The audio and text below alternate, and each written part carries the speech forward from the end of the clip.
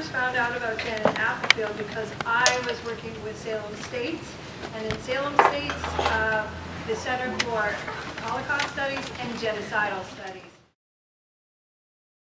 So this is Janet Applefield.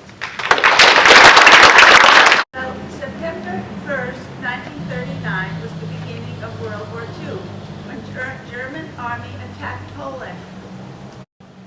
So the first few days of the war were very confusing.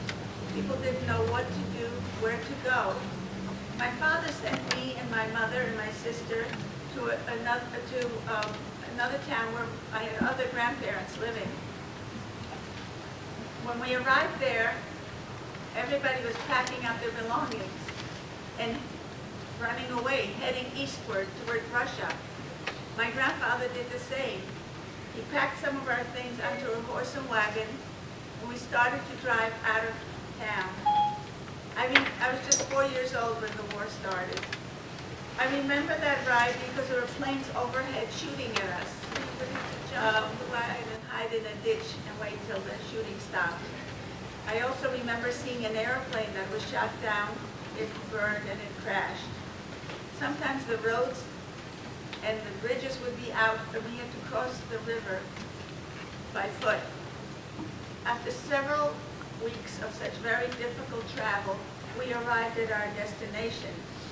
Now, my father and his brothers joined the Polish army to fight the Germans. Poland was defeated in 1 month. These pictures are very dear to me. And I like to show them because I want you to see that I came from a family probably not very much different than your families.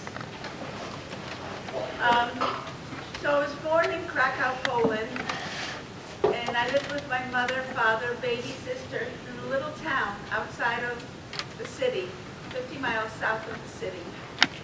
And I lived there with a large extended family, grandparents, cousins, aunts, uncles. I remember the first few years of my life because they were really good and happy ones. By the way, my name was not Janet. My name was Gustava, my birth name. And my nickname was Gija, which means baby. And throughout my childhood, my name was changed 3 different times. Also, my appearance had a lot to do with my survival. I used to have to take very big and heavy boxes to the post office. I had no idea what was inside those boxes at the time. They were so big, I was 7 years old, I couldn't carry them. Later on, I found out what was inside those boxes. My cousin had a boyfriend, a Polish boyfriend who lived in town. He had a shoe factory. He was a very successful businessman. Behind the shoe factory, they were making ammunition. And my cousin was in the Polish resistance. And so inside those boxes were shoes and boots, but inside those were guns, bullets, all kinds of ammunition. And I am assuming, and I'm not sure, but I'm assuming that I was mailing these all over Poland to other resistance groups. One day, my cousin said she was going to the city to meet her boyfriend. She took me with her. When we arrived in Krakow, she took me into a church and said, "You sit here and wait for me." She was going across the street to meet the boyfriend in a cafe. So I sat and I waited and I waited and waited, and she never returned for me. Finally, I decided to walk out of the church. It was late afternoon. I looked across the street. The whole street was cordoned off. I crossed the street. There were little groups of people standing and talking, and I overheard them say that the Gestapo was alerted. Someone told them that of this meeting of the resistance. They came and they arrested everybody. So here I was, 7 years old, walking up and down the street. I didn't know what to do, where to go. I was crying. Suddenly, a woman came up to me, and I said, "What's wrong? What happened?" And I told her that my cousin was gone. I said, "Could you please take me to the bus?"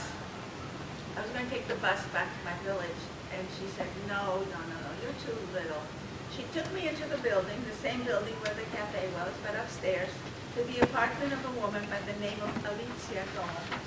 Alicia asked, who are you? What's your name? Where are you from?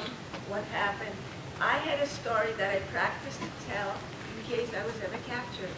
And the story was that I was the daughter of a Polish officer.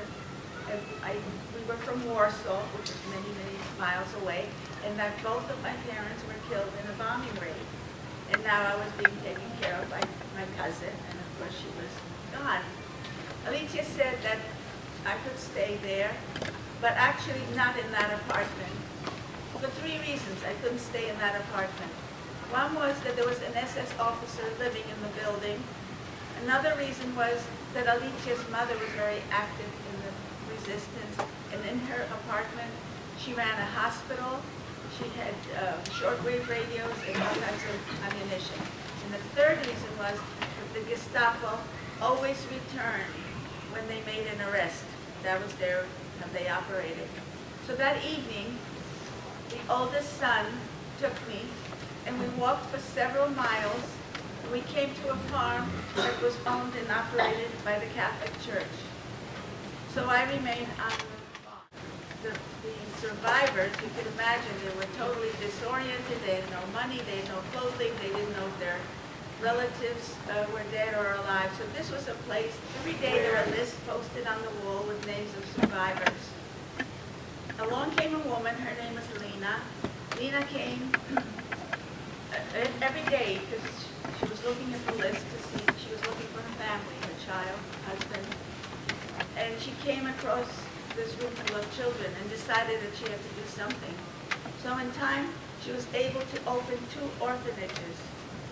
I remember the night we left for the orphanage. We had to leave in the middle of the night because there were men and women in front of the refugee center picketing, carrying hateful slogans saying that we all should have been murdered. So we left in the middle of the night. The trucks came to pick us up. We climbed into the trucks. They pulled covers over us so we wouldn't be seen. One of the trucks went to an orphanage for children who had tuberculosis, and so many did. Years after you came back, were you able to reconnect with your Jewish faith? That's a great question.